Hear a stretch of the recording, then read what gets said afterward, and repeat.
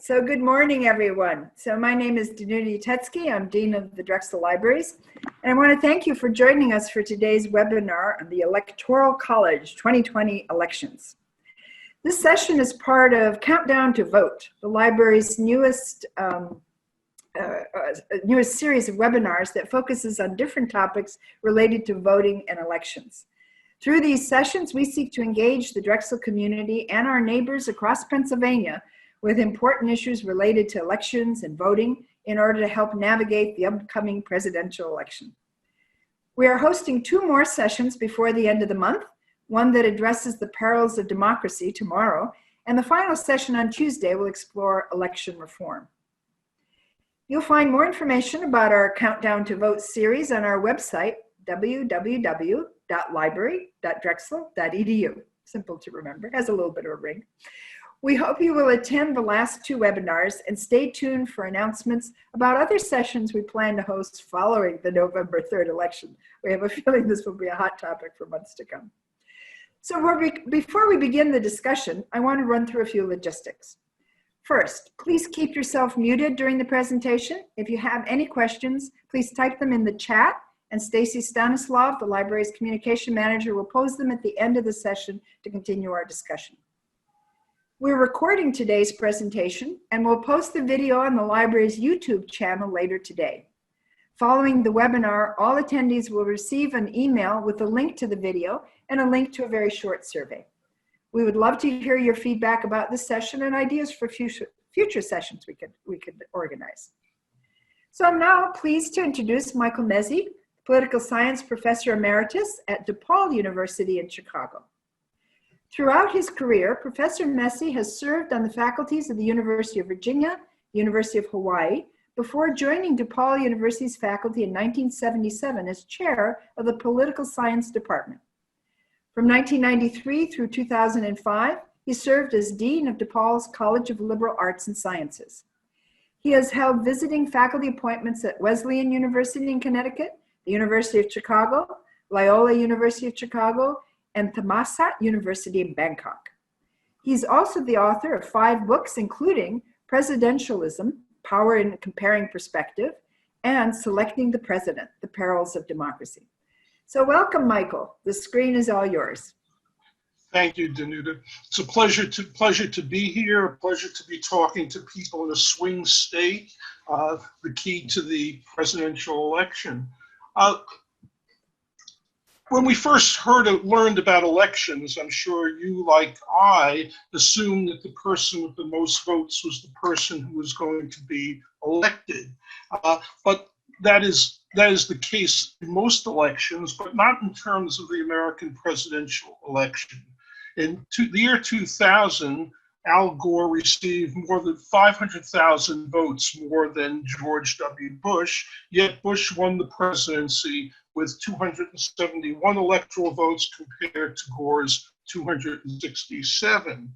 In 2016, Hillary Clinton received nearly 3 million votes more than Donald Trump, but Donald Trump won the presidency with 304 electoral votes compared to Clinton's 227.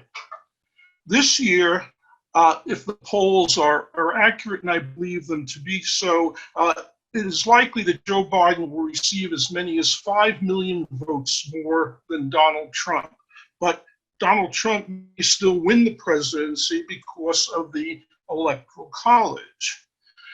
The United States is the only country in the world where the person who gets the most votes for president does not necessarily win. Twice, as we've just seen in the last 5 presidential elections, candidate with fewer votes has won, and if Donald Trump prevails in 10 days from now, or to whatever it is, to 12, that would be 3 out of 6. So why is it that we have the Electoral College? Why are we so blessed with such a system? It's a long and complicated story, but the essentials are this. The people who wrote the Constitution had created a new office with the presidency. There had not been a chief executive like the American president before in other countries, so they didn't really know or have good models of what they wanted.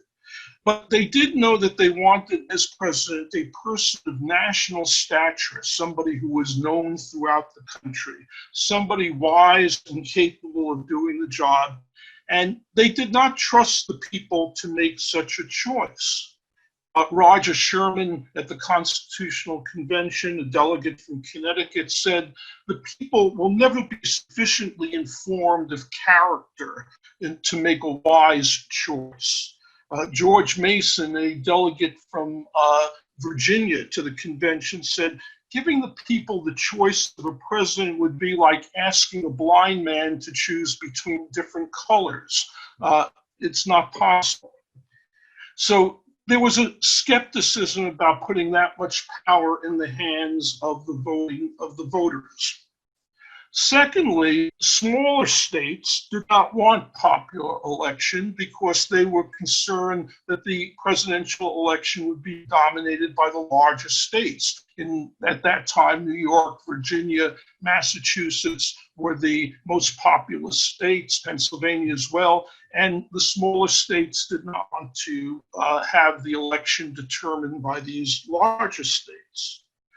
The South was particularly opposed to popular election because so many of their population were African American slaves who, of course, could not vote. So the number of actual voters they had in the state was simply a small fraction of their population. So for this and a variety of other reasons, they decided to reject popular election of the president. Instead, they came up with a fairly complex system. The system they designed, in summary, was like this. They said that each state legislature would appoint a certain number of electors, people, in other words, who would then vote for the president.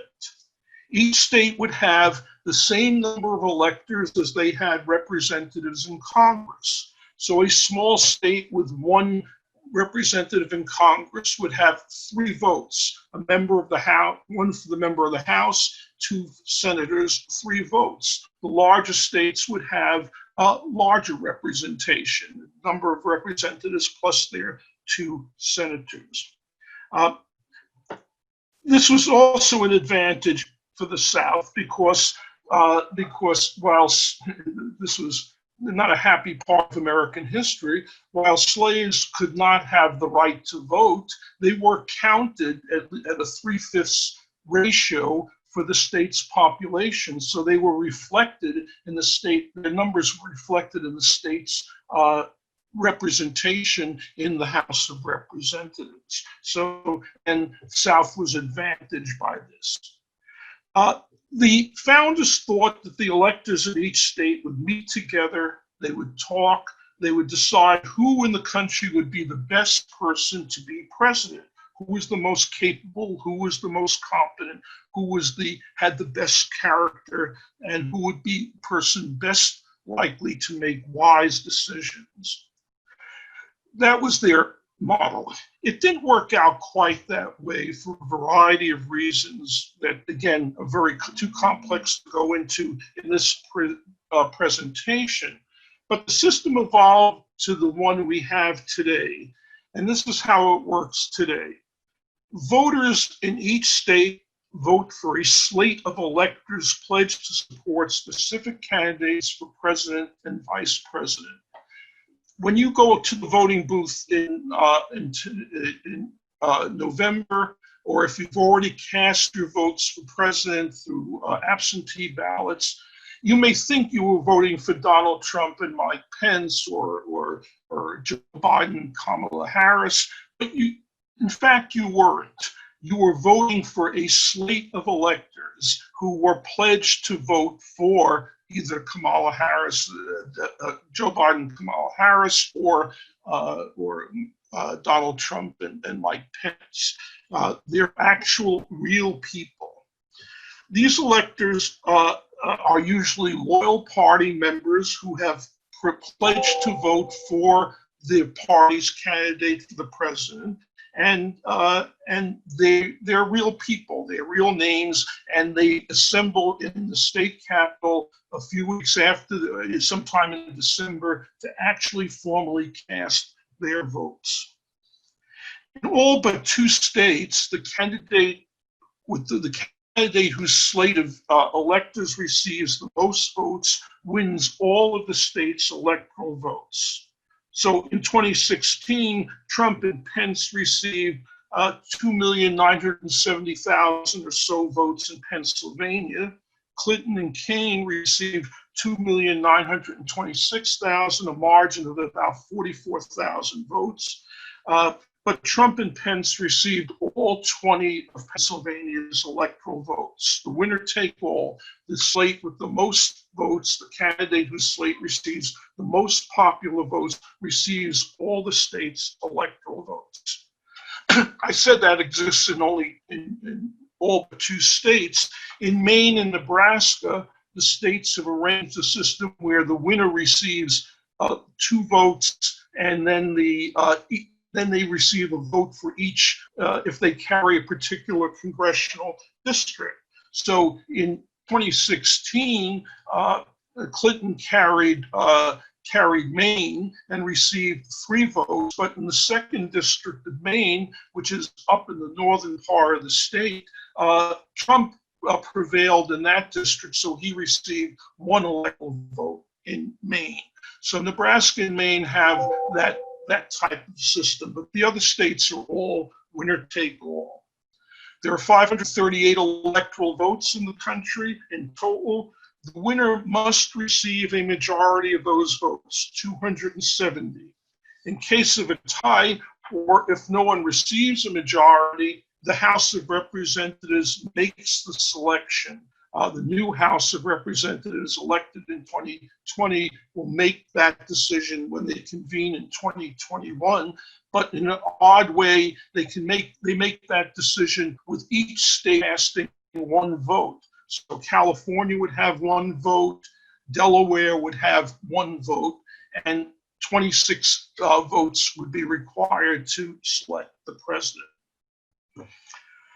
All right, that's the system in a nutshell. What's wrong with the Electoral College? Well, most obviously, it's undemocratic. The person with the most votes should win.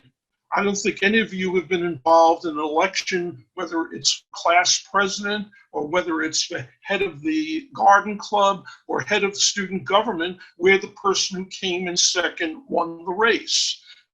That's not how we learn how democracy should be functioning. Yet the Electoral College makes it possible for the person who comes in second to be elected. Second problem, it discriminates against voters in large states. Mathematics is not that complicated. In 2016, in the state of Alaska, which elects 318,000 voters, select electors. So that is one elector for every 106,000 votes. The state of California, 55 representatives, 55 electors, 14,237,000 votes, for every 258,000 voters. So a vote in Alaska counts twice as much in terms of votes as a vote in California or a vote in any of the other large states. Critique of the current system is the votes of those who support the losing candidate are wasted entirely. Donald Trump in Pennsylvania in 2016, less than 1% of the vote, gets him all of Pennsylvania's electoral votes. The second thing is that because of that, elections focus heavily on so-called swing states, those that might go for one party or another. It doesn't matter to Joe Biden if he wins California by 1 million votes or 1,000 votes. So he's going to win California because of the demographics of that state and the party ideology in that state. He doesn't have to spend any time there. He concentrates on states like Pennsylvania, Wisconsin, Michigan, North Carolina, states that may go one way or the other. So it focused, the election zeroes in on those states. You know, those of you, and I think most of you on this call live in Pennsylvania, and I'm sure you see wall-to-wall ads on television, on social media, radio. I think you can't walk out of your house or turn on your television or radio without seeing an ad. I'm living now in Maryland. We wouldn't know there was a presidential race here. We see no ads at all. There's nothing, no television ads, except once in a while if I'm watching a football game and it's a national game, I'll see an ad. But there are no ads here at all. Nobody's running television or social media ads because Biden, by the polls, is up about 30 points here in Maryland. So it's no point in him spending any money here in Maryland, and there's no point for Trump to spend any money here in Maryland. You people in Pennsylvania, you get all the love because you have a swing state there where that could well determine the outcome of the election. So the second problem then with the Electoral College is it narrows the race. It focuses the race on only a handful of states, which might go one way or the other, and doesn't. There's no national campaign for the presidency.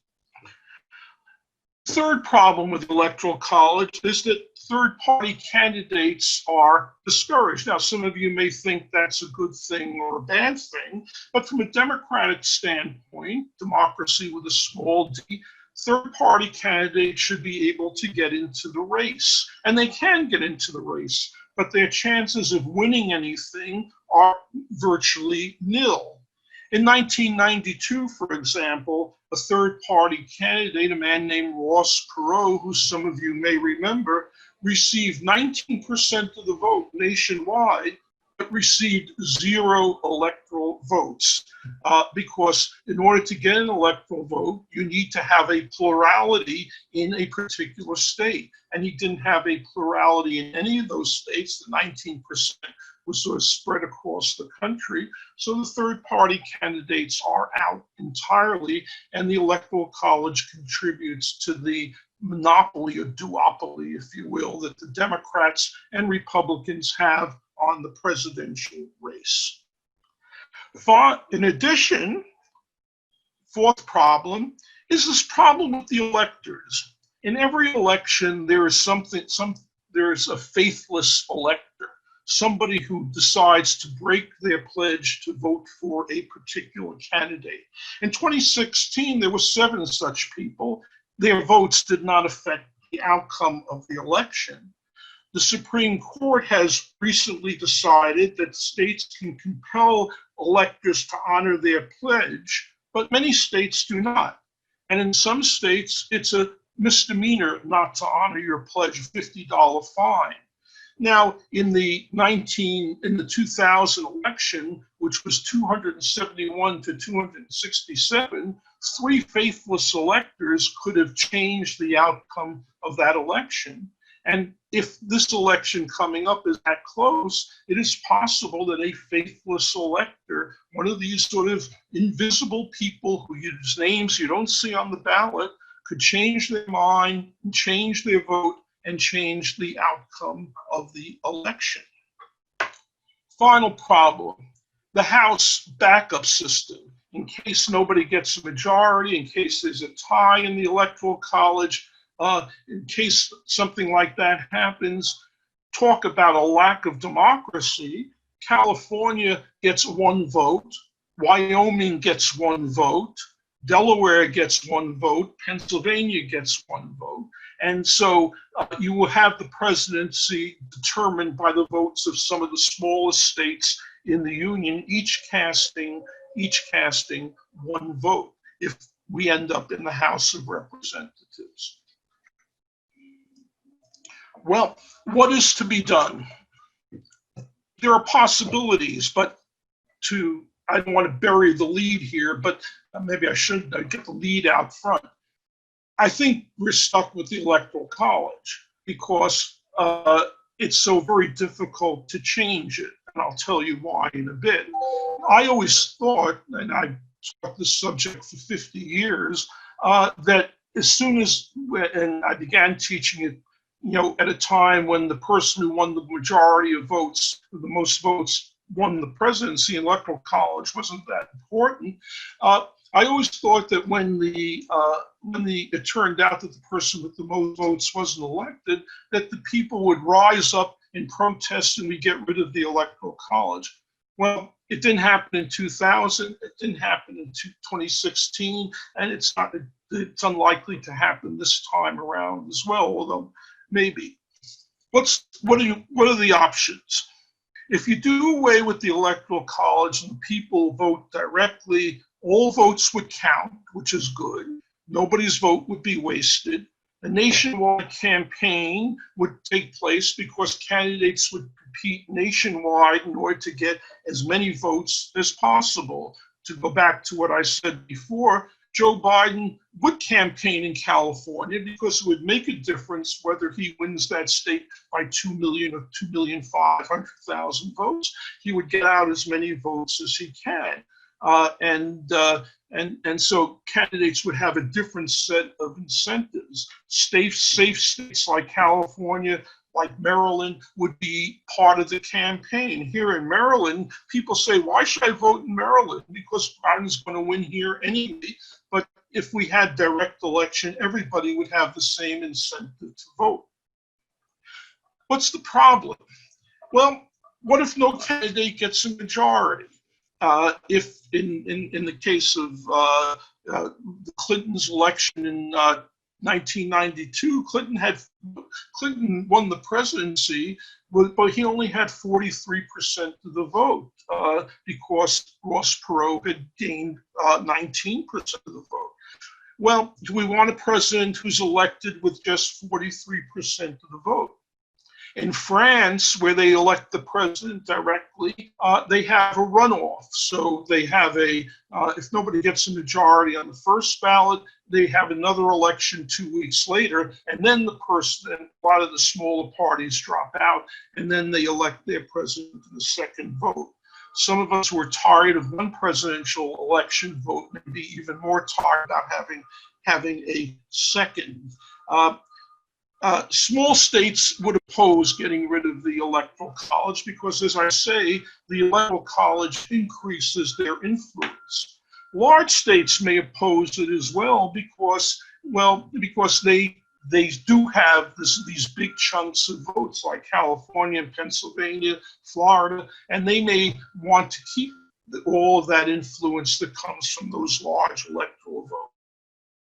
In 1969, the House of Representatives actually did pass a constitutional amendment calling for the abolition of the Electoral College and substitution of a direct vote for the presidency.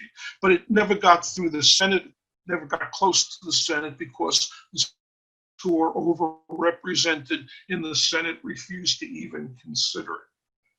So the most obvious solution, I say, is to college and have direct votes, but the constitutional amendment process looks very difficult to achieve, and there will be other issues that will come up as a result of that.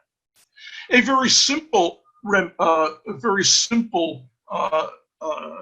cure for one of the problems of the Electoral College is simply to get rid of the electors entirely, the people, and solve the faithless elector problem. It's been suggested that we should simply have an automatic system. So we don't have to bother with electors, we don't have to bother with all of that stuff. The person with the most votes in the state gets the electoral votes and run the risk that a faithless elector might screw up the system. Excuse me a second. The third remedy that people have proposed is to apportion a state's electoral vote according to the popular vote. So in other words, in India, in 2016, rather than Donald Trump getting all of the electoral votes, the sort of almost 50-50 tie between him and Hillary would mean that 10 electoral votes might have gone to Trump, 10 electoral votes might have gone to Clinton. And that would be, nobody's votes would be discounted in that way. That would change the dynamics of the race as well, because actually it would be reverse of what we currently have. Evenly divided states like Pennsylvania would be ignored because they're likely to break 50. And so why bother there? The race would shift to more party dominant states like New York, where there'd be an incentive to run up the score there and get a larger percentage of the electoral votes. Third-party candidates also would have a better shot there. Ross Perot's 19% in 1992 would have gotten him under a proportionate system about 100 electoral votes. Then it would have gone to the House of Representatives because nobody would have had a majority. And then we're back into that crazy system where each state gets one vote.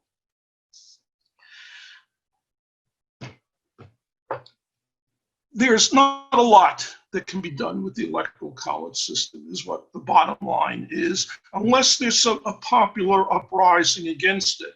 But constitutional amendment process is so difficult, and the small states have such a great stake in maintaining their power, and you can't get a constitutional amendment passed without the support of these small states, that the road ahead, it seems to me, in terms of dealing with it, is quite uncertain. Well, let me show you where we currently are in the race, and I hope this works. I hope you can see this spreadsheet of where the race currently stands as of today in the Electoral College. On the left hand, I've tried to do colors here, and I'm not quite as good as CNN in doing blues and purples and reds, but I tried my best. On the left-hand side, you see the states that are sure Democratic states. There's no chance that the Republicans will carry these states. 14 states plus the District of Columbia, accounting for 185 electoral votes. On the other side, there are 17 states where there's no chance that the Democrats, or none or very little chance that the Democrats will carry these states. These are 17 states that look solidly Republican, accounting for 101 electoral votes. Remember, the goal is 270 electoral votes to win. There are 4 states which are likely Democratic, according to the polling and according to their past history: Colorado, Minnesota, New Mexico, and Virginia, which account for an additional 56 votes. And is that 19? No, I'm sorry, account for additional 37 votes, which gets the Democrats up to 222 votes. There are 4 states which are likely Republican: Indiana, Missouri, Montana, and Texas, which would get the Republicans up to 163 electoral votes. And then the election comes down to 11 swing states, plus the Maine 2nd Congressional District and Nebraska's 2nd Congressional District. I mentioned Maine's 2nd District earlier, a rural district in the northern part of the state, which has a strong Republican tilt, and that's going to be a very close. Trump carried it last time. In Nebraska, you have the opposite. The 2nd Congressional District in Nebraska is around the city of Omaha, which is a very diverse district with a lot of new immigrants in it, a lot of college-educated people, and the polls show Biden running very strongly in Nebraska's 2nd Congressional District. He's not going to carry the state of Nebraska, but it's quite possible he'll carry the 2nd District. but the other states are familiar. The toss-ups now, which lean Democratic according to the current polls, are Michigan, Wisconsin, Nevada, New Hampshire, and Pennsylvania. The toss-up states which lean toward the Republicans are Georgia and Iowa. That leaves the race focused on these 4 states: Arizona, North Carolina, Florida, Ohio, and the 2 congressional districts, the one in Maine and the one in Nebraska.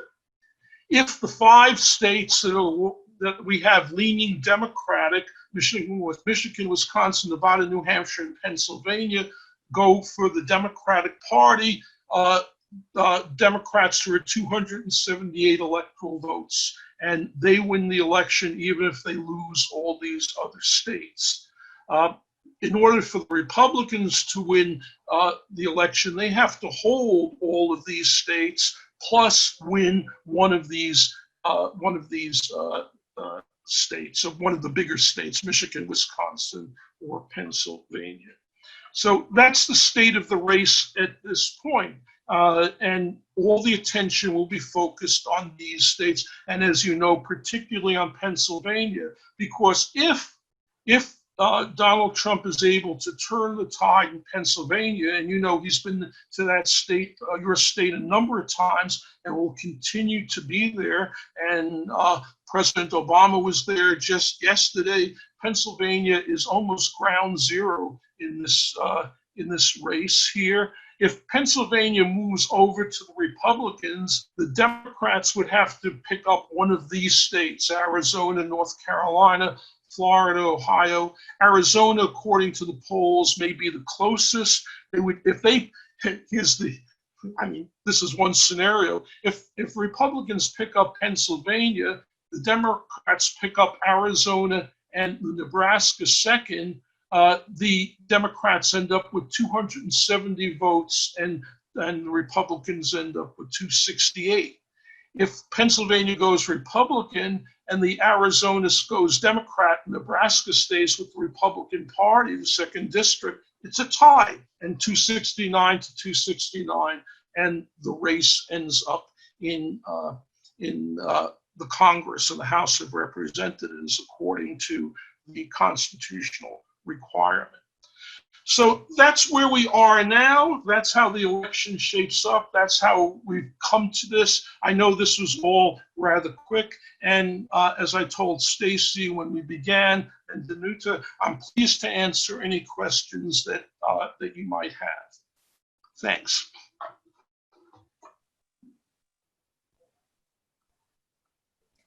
Thank you so much, Michael. We really appreciate it. This was a great session. If anybody has any questions, they can type them in chat. It looks like I've got one, so maybe I'll read that, and everyone else is welcome to add theirs to the chat, and I'll read it out loud. Sure. The first one I have is, are there any known cases of people attempting to interfere with individual electors to prevent them from reaching the state capitals to cast their votes? That's a great question, and I don't think I've heard of that. Because the electors have never been, I guess the closest we've had in terms of election was in 2000, where all the attention focused on the Florida recount, and that's the only election in recent times where this might have had an effect. But I haven't heard of anything like that, and it's interesting. So those of you who are in this seminar who are having paranoid fears about this election, there's another one to add to your list of concerns: electors being hijacked on the way to Harrisburg. Thank you. I needed that. Well, hopefully that doesn't happen, but that was a great question. Let's see. There's another one just came in. Where does the Supreme Court come in determining a disputed election? Well, these are all great questions. As the main example we have is, of course, Bush versus Gore in 2000, which focused on the recount of the Florida votes, and the Supreme Court put an end to the recount, and that made George Bush president. We don't know. It depends on it depends on what the case is. If you've been reading the papers today, the court has been active in dealing with a few voting cases. In Pennsylvania, they decided not to overturn the decision of the Pennsylvania court that extended the time that absentee ballots could be received. So they made that decision. But yesterday, they also decided that the state of Alabama would not be allowed to do curbside voting. Some of the counties in Alabama had said disabled people, elderly people who do not want to go into the voting booth, they could drive up and an election official could give them their ballots. They could fill it out, hand it to the election official, so that these people would not be endangered. But the Supreme Court yesterday in a 5-3 decision said that agreed with the state that they shouldn't be doing that. And so they're going to be involved in a number of these individual voting cases. I don't know what else is likely to come up. It may be that a losing candidate, maybe the president will say, well, all these absentee ballots were counted illegally in Pennsylvania or in Florida or in Georgia, and the results should be invalidated. There's no end to the types of cases, and these may well wind up in the Supreme Court. And if you've been following the confirmation hearings of soon-to-be Justice Barrett, there certainly is a concern that her presence on the court would give Republicans a strong voice in these cases. So that's one of the things we will see. My own view is that if the results on Tuesday, November, whatever it is, 3rd, are overwhelming for one candidate, for Joe Biden, then there's not going to be many cases that will be contested here in the court. If it's a close election, everything's up for grabs, and the court may well be involved. Thank you. Then I'm conscious that we are a little bit over time, but there's one more question. I have time. Great. So then it's kind of piggybacking off of the Supreme Court question, just the timing with everything. Given the high mail-in voting this year, what do you think is the best and the worst case estimate as to when we can expect to have a final decision? I think the worst case would be 2 to 2.5 weeks after the election. I would imagine by Thanksgiving we should have a final count. I think that's going to happen. If some of the big states, if Arizona has, for example, a very efficient way of counting ballots, as does Florida, it may be that if those states report early for one candidate or the other, we without even having all the votes, we may be able to declare a winner at that time. But we don't know. We're dealing in unprecedented times, and again, to just return briefly to history, one of the things to remember is the Constitution puts control of elections in the hands of states. So every state has its own rules and its own regulations, and the court has generally been reluctant to interfere with those sorts of things. The Constitution says the time, manner, and place of holding elections shall be determined by the state, who should be qualified, aside from covered in the Constitution, like race and gender and so on. Are all decided by the state. So some states allow felons to vote, some felons to vote, some states don't. Some states allow the absentee ballots to be counted before election day, or at least tabulated, would not be announced. Other states do not. There's a whole set of different regulations. There are 50 states plus the District of Columbia, each one with their own procedures. So if it's a recipe for it's possibly a recipe for chaos. Great, thank you. Then with that, I think we will close up the questions, but if anyone has anything else, they can always email them to me and I can pass them on to you, Professor Mezey. Okay, thank you very much. And so let me again thank you so much, Michael, Professor Mezey, for joining us. And also, I think I was seeing the count. You attracted well over 25 participants. And when we post this to our YouTube, we can anticipate having a number more that will benefit from your talk. So again, on behalf of the Electoral Votes group and the libraries, thank you very much for your contributions. Happy to do it. Bye. Good night, everybody. Have a good election day. Bye-bye.